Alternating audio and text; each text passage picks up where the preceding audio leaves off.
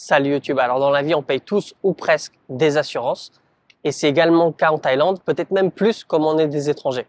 Et comme c'est souvent des dépenses annuelles, on n'y prend pas toujours compte dans les dépenses du mois. Ce qui est un peu normal, je trouve, parce que en général, quand on paye quelque chose de beaucoup d'un coup, ça va se répercuter sur nos dépenses mensuelles. On devrait moins utiliser le mois où on a nos assurances à payer. Quoi qu'il en soit, ces dépenses sont bien présentes.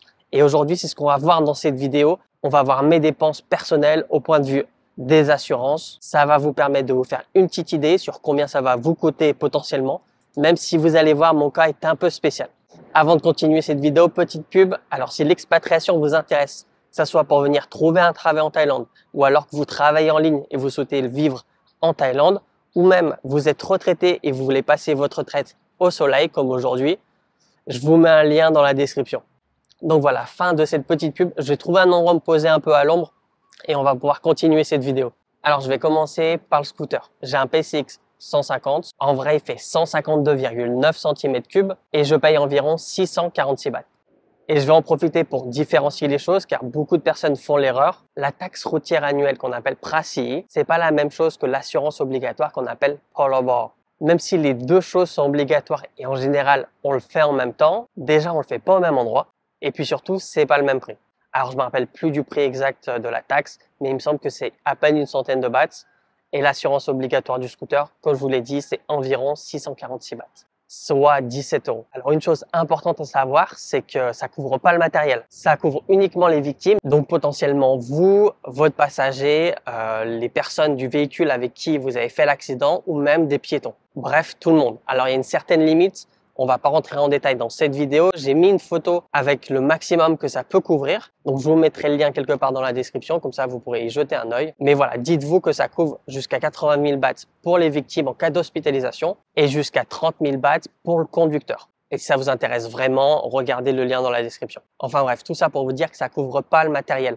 C'est pour ça que la plupart des gens qui ont des grosses motos qui coûtent cher, eux vont payer une assurance à côté parce que les frais de réparation sur une 300 cm3 ou même des motos encore plus puissantes, ça peut vite revenir cher et c'est là où ça va vraiment être utile, en plus bien sûr d'être mieux couvert en cas d'accident. Alors, en deuxième assurance que j'ai, c'est les assurances voitures. Moi, personnellement, j'ai une Honda Yaris Etive. On l'a acheté neuve, donc depuis le début qu'on l'a, ça fait bientôt 5 ans, on l'a toujours assuré à l'assurance Tourist. Donc en Thaïlande, on appelle ça First Class, l'assurance de premier niveau. Donc ça couvre vraiment tout. Personnellement, on est à Thanachart et on paye exactement 13 650 bahts par an, soit environ 360 euros. Dans ce prix-là, il y a le Polobor qui est compté parce que c'est une assurance obligatoire et même si on a une assurance en plus, on est obligé de la payer. Donc il y a 646 bahts qui est compté dans les 13 010 bahts. D'ailleurs, j'étais récemment victime d'un accrochage. J'ai pu donc voir comment ça se passe vraiment lorsqu'on appelle l'assurance, comment se faire rembourser, etc. J'en ferai sûrement une vidéo prochainement ou si ça se trouve, cette vidéo-là sortira après que j'ai fait ma vidéo sur mon accrochage en Thaïlande. Donc si ça vous intéresse, n'oubliez pas de vous abonner et de mettre la cloche pour pas manquer cette vidéo. Troisième assurance, on va parler de l'assurance santé. Alors moi personnellement, j'ai la chance de travailler en Thaïlande et ça me donne donc le droit à la sécurité sociale. Je cotise pour ça. J'ai fait une vidéo complète à ce sujet-là, je vous mets le lien dans la description si vous intéresse de savoir tous vos droits si vous travaillez en Thaïlande. Mais voilà, en bref, je paye 750 bahts par mois, ce qui est équivalent à environ 20 euros. C'est quelque chose qui est directement prélevé de mon salaire. Donc, je le vois vraiment pas comme une dépense mensuelle. Et j'ai le droit donc de choisir un hôpital référent qui va être ou public ou privé. Parce qu'on peut avoir des privés, comme par exemple la chaîne Mission ou alors Paolo. Mais attention, on n'a pas le droit à tous les hôpitaux privés. Vous n'aurez pas le droit au Bangkok Hospital, par exemple, ou d'autres hôpitaux qui est très cher. C'est un peu les 5 étoiles. Ça, malheureusement, vous ne pourrez pas y avoir droit. Mais on a une grande liste disponible en fonction de nos régions. Alors, ça vous donne le droit à voir un médecin gratuitement. Vous n'avez pas besoin ni d'avancer les frais, ni de payer plus tard. Pareil pour les médicaments, la plupart sont remboursés et vous n'avez pas besoin d'avancer l'argent. Presque tout est remboursé directement par la sécurité sociale.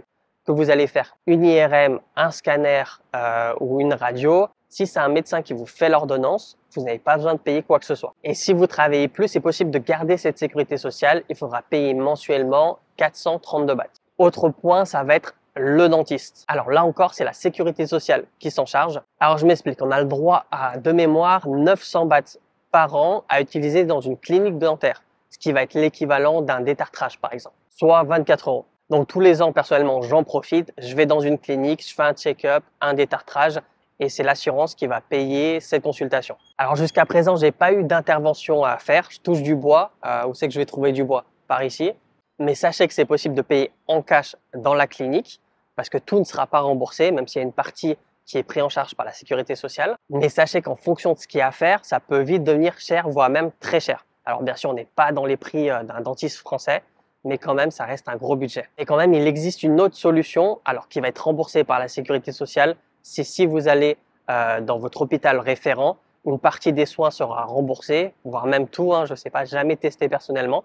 Mais sinon, pour les personnes qui ne sont pas assurées par la sécurité sociale, sachez qu'il est possible également d'aller dans un hôpital public et de payer vos soins beaucoup moins cher. Par contre, il faudra s'attendre à une longue file d'attente. Ensuite, concernant les lunettes. Alors personnellement, j'ai pas une mauvaise vue, mais j'aime bien utiliser des lunettes quand je regarde des écrans pour pas me fatiguer les yeux ou même quand je conduis la nuit. Et dedans, il y a également une légère correction. Alors ça, personnellement, je sors tout de ma poche. Alors pour ceux que ça intéresse, c'est possible de faire une opération du laser en Thaïlande. C'est pas très cher, il me semble c'est environ 30 000 ou 50 000 bahts. Personnellement, j'en ai pas besoin parce que ma correction est vraiment infime, mais sachez que c'est possible dans ces prix-là. Mais sinon, pour revenir au sujet des lunettes, vous pouvez trouver des opticiens, on va dire, vraiment de partout, que ce soit dans les centres commerciaux, même dans les marchés, vous avez des stands qui vendent des lunettes et qui font des verres à votre vue. Tout se fait en quelques minutes, c'est vraiment très rapide, pas besoin de rendez-vous. Personnellement, j'ai déjà essayé d'acheter des lunettes et de faire des verres à ma vue dans les marchés.